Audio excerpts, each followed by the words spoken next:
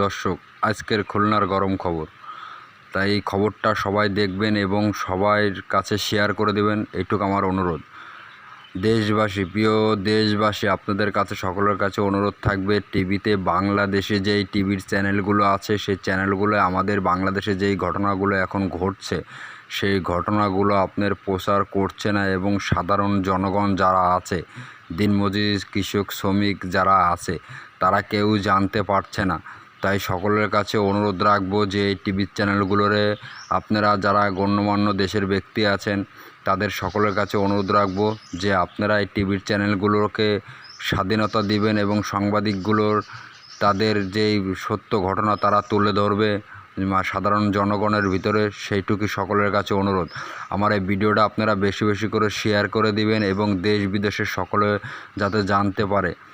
তাই সকলের কাছে অনুরোধ রাখবো, দেশ রক্ষা কাজের অংশীদার আপনিও হতে পারেন, দেশ রক্ষা কাজের অংশীদার আপনিও হতে পারেন। তাই সকলের কাছে অনুরোধ রাখবো যে আমার এই ভিডিওটা আপনারা বেশি বেশি করে শেয়ার করে দিবেন এবং আমার পাশে থাকার চেষ্টা করবেন। আপনারা হয়তোবা আপনারা সরাসরি পাশে থাকতে পারছেন না, তাইতে আমার কোনো দুঃখ নেই।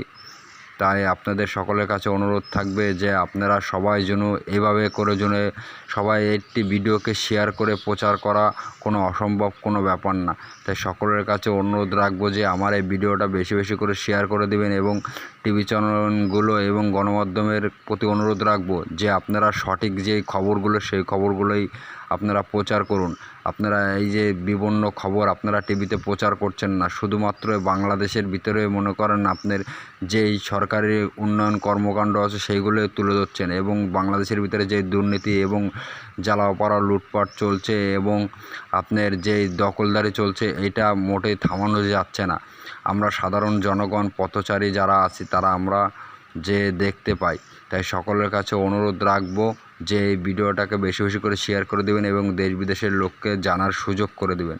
ধন্যবাদ সকলকে।